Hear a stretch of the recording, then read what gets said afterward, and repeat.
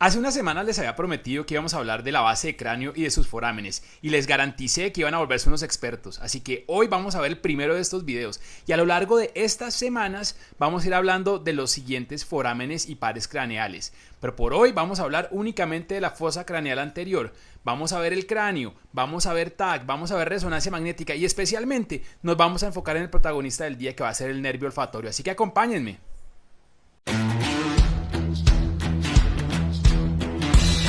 Bueno, vamos a aprovechar este cráneo que ha estado en mi familia durante muchos años para que podamos ver un poco de lo que vamos a hablar de la fosa craneal anterior. Entonces, lo primero que les quiero mostrar, que quiero que hablemos y que me parece que tiene una relevancia clínica importante, son los techos orbitarios. Entonces, lo que les he explicado ya, quisiera que ustedes pudieran tocar la superficie rugosa que tienen estos huesos. Entonces, recuerden, los lóbulos frontales, la base de los lóbulos frontales va a estar justo acá apoyada sobre esto. Entonces, como les decía, la superficie de los techos orbitarios es supremamente rugosa y los lóbulos frontales, el aspecto basal de los lóbulos frontales está apoyado ahí. Es decir, que en el momento en que un paciente recibe un golpe frontal directo o un golpe atrás que hace que el aspecto basal de los lóbulos frontales golpee contra esa superficie rugosa, vamos a tener contusiones corticales frecuentemente hemorrágicas. Son muy comunes en pacientes que tienen traumas craneoencefálicos considerables. Así que búsquenlos. Dos tips. El primer tip, búsquenlo siempre en el plano coronal. La reconstrucción coronal va a ser muchísimo mejor que el plano axial, porque a veces va a haber mucho artefacto ahí por la interfaz que hay con los senos frontales y con las celdillas etmoidales, y es habitual encontrar algo de endurecimiento del rayo. En cambio, en el plano coronal podemos tener un poco más de certeza de que efectivamente se trata de contusiones corticales. Y segundo tip, cada vez que vean en un trauma agudo una contusión cortical, recomiéndenle seguimiento en 6 horas. Muchísimas veces esas contusiones van a crecer entre ese primer estudio y el control a las 6 horas. Entonces vamos a mirar este paciente con un TAC cerebral donde vemos que tuvo un trauma craneoencefálico considerable, y en las reconstrucciones coronales vemos como en ambos lados hay contusiones corticales hemorrágicas. Estas con muchísima frecuencia se van a acompañar con un edema que va a progresar de manera significativa en los siguientes días, y eventualmente el paciente va a terminar con unas áreas de encefalomalacia en estas regiones. Esta pequeña cresta ósea se denomina la crista galli, parece una cresta de gallo si se dan cuenta, y va a ser muy importante porque va a ser el sitio de inserción de la hoz del cerebro. Muy bien, la crista galli o cresta de gallo, por su apariencia, es un sitio que es muy importante anatómicamente porque va a ser el sitio de inserción de la hoz del cerebro, de ese repliegue grueso de dura madre que se denomina la hoz, que es aquella cisura interhemisférica. Aquí se va a insertar. No tiene realmente un gran significado patológico, clínico, básicamente saber que en algunos pacientes neumatiza como un hallazgo normal.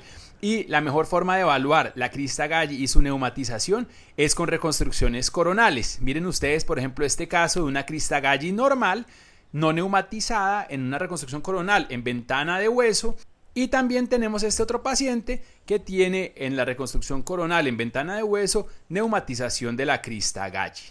Justo por delante de la crista galli vemos este pequeño foramen. Este va a ser el foramen ciego. Entonces no olviden, por delante de la crista galli y en la línea media. Y aunque es un remanente embrionario, por ahí pueden pasar venas emisarias. El foramen ciego no tiene realmente muchísimo significado clínico, pero tenemos que saber que existe, es principalmente un remanente embrionario. Como les digo, está por delante de la crista galli en la línea media. Muchas veces ese foramen desaparece, pero muchas veces lo vamos a ver por lo menos alguna parte o su totalidad comunicando las fosas nasales con la fosa craneal anterior. Y esto es importante porque con frecuencia ahí va a haber unas venas emisarias que van a comunicar el aspecto anterior del seno sagital superior con algunas venas nasales. Ojo, ese puede ser una forma de transmisión de infección hacia la base de cráneo. Entonces ténganlo en mente. Si lo van a evaluar en TAC, lo mejor es verlo en reconstrucción sagital. Miremos por ejemplo este caso. Miren ustedes cómo se ve ese conducto justo por delante de la crista galli, y si lo miramos en el axial únicamente vamos a verlo como un pequeño foramen por delante de la misma. Donde se une la lámina cribosa del etmoides con las apófisis orbitarias de los huesos frontales, vamos a encontrar estos forámenes que son correspondientes a las arterias etmoidales anteriores, y esas van a estar comunicadas con la lámina papirácea a ambos lados, como estos forámenes que se comunican con la pared medial de las órbitas. Entonces es muy importante que sepamos su anatomía exacta. Las arterias etmoidales anteriores son estructuras críticas que debemos identificar en imágenes y saber que existen. Las etmoidales posteriores suelen ser más pequeñas. Punto importante, especialmente en niños con sinusitis etmoidal, la infección puede pasar a través de estos forámenes y ser una causa de celulitis postseptal, de celulitis orbitaria. Entonces, mucho cuidado con eso. No necesariamente la lámina papirácea debe erosionarse para que un paciente con sinusitis etmoidal desarrolle una celulitis orbitaria. Pilas ahí, puede haber un absceso extraconal medial secundario a una sinusitis etmoidal. Lo otro que es importante saber es que la mejor forma de evaluarlas, las arterias etmoidales anteriores, es en la reconstrucción coronal. Esto lo vemos en todos los pacientes con TAC de senos paranasales. La mejor manera de verlas van a ser unas estructuras que tienen como una morfología en embudo y que se dirigen normalmente en el techo de las fosas nasales. Ocasionalmente, eso es una variante anatómica que de hecho debemos informar en los estudios de senos paranasales, ocasionalmente no van a estar adheridas al techo, sino se van a encontrar en unos mesenterios que van a estar completamente rodeados de aire. Esto, como les digo, lo deben describir en su informe. Esto tiene repercusiones quirúrgicas que son importantes para el otorrinolaringólogo o para el neurocirujano. Entonces no olviden mencionar esto y familiarizarse con la imagen de estas.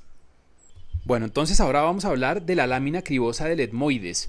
Voy a mostrárselas desde la fosa nasal, es ese hueso perforado que podemos ver al fondo de las fosas nasales, y es importante porque el epitelio respiratorio, la mucosa respiratoria, que es un epitelio columnar que tiene unas dendritas de las células especializadas que tienen receptores de olfato, van a estar localizadas en este epitelio, al igual que células de Bowman, que son las que van a producir la mucina que va a limpiar esas partículas de olor. Entonces, esto se va a originar en el techo de la fosa nasal, en el aspecto superior del septo nasal, incluso hasta en el cornete superior. Y eso se va a comunicar en la fosa craneal a través de esta porción perforada, que es donde van a entrar los axones que van a terminar formando en el aspecto basal de la fosa craneal los bulbos olfatorios.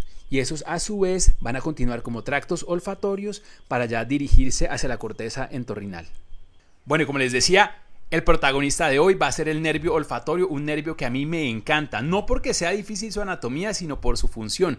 Entonces, como les expliqué, se origina en la mucosa olfatoria en las fosas nasales, entra al cráneo a través de la lámina cribosa. Esto se va a evaluar muy bien en imágenes coronales. Si es por TAC, no olviden siempre mirar las reconstrucciones de hueso. Es importante buscar esas pequeñas fístulas, a veces son bien difíciles.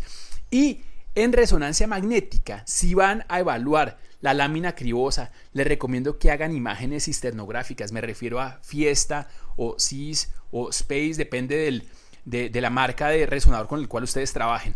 Es decir, esas que usamos para oído. Háganla ahí en la fosa craneal. Va a ser buenísima, les va a servir muchísimo para evaluar muy bien la relación que tiene el nervio, el bulbo olfatorio, la lámina cribosa y el techo de las fosas nasales. Entonces, veamos de hecho este caso. Quiero mostrarles cómo se ve por resonancia magnética el bulbo olfatorio y la lámina cribosa. Miren estas imágenes Fiesta donde pueden ver el bulbo olfatorio. Miren ahí ese surco, siempre miren ese surco. Ese se llama el surco olfatorio que está en el aspecto basal y medial de los lóbulos frontales. El nervio va pasando justo por ese surco. Algún día les voy a mostrar un síndrome de Kallmann. Son niños que nacen sin nervio olfatorio y nacen también sin surco olfatorio. Pero bueno, por ahora enfoquémonos en que vamos a ver el surco, vamos a ver el bulbo y lo podemos seguir en sentido posterior básicamente hasta donde termina la sustancia perforada anterior. Recuerden, se va a dividir en 3 fascículos, uno medial, uno intermedio, uno lateral, y sus interconexiones con el parénquima van a ser masivas, pero especialmente va a tener una gran relación con el sistema límbico. Y eso es lo que me encanta a mí del nervio olfatorio. Como el nervio olfatorio es súper importante en las emociones, como es de importante en la agresividad, tiene conexiones directas con la amígdala, pero especialmente con el amor. Yo soy un fiel creyente de que el amor se origina y depende principalmente del nervio olfatorio. A mí siempre cuando yo era profesor de anatomía ponía ese ejemplo. No sé si les ha pasado que alguna vez ven algo que le recuerda a su exnovio o a su exnovia, digamos, una camisa, y ustedes se acuerdan que su exnovio tenía esa camisa y sí, lo recuerdan. O de pronto oyen una canción que le recuerda a su exnovio o a su exnovia y se acuerdan de él, pero cuando huelen el mismo perfume que usaba su exnovio o el que usaba su exnovia, va a llegar directo a su cabeza, a su corazón, y es por esto, es esa conexión tan increíble que tiene el nervio olfatorio con el sistema límbico. Es que no hay sinapsis, es decir, la sinapsis es directa prácticamente del bulbo olfatorio a la corteza entorrinal, y eso es maravilloso. Fíjense, es exactamente lo mismo que pasa con los animales. Yo, por ejemplo, que soy un gran admirador de los perros son supremamente nasales y su reproducción depende impresionantemente del celo y del olfato. Entonces, por eso les digo, el nervio olfatorio es un nervio espectacular. Con eso damos por finalizado el video de hoy. Va a haber más videos de base de cráneo, va a haber más videos de forámenes, va a haber más videos de pares craneales. Para mí es crítico que ustedes se sientan expertos con estos pares craneales, con la anatomía de la fosa craneal, media, anterior y posterior. Y espero que le den like, espero que sigan compartiendo este perfil, que compartan este video y que sigamos creciendo como una comunidad académica y sigamos aprendiendo neuroradiología. Un abrazo para todos y feliz fin de semana.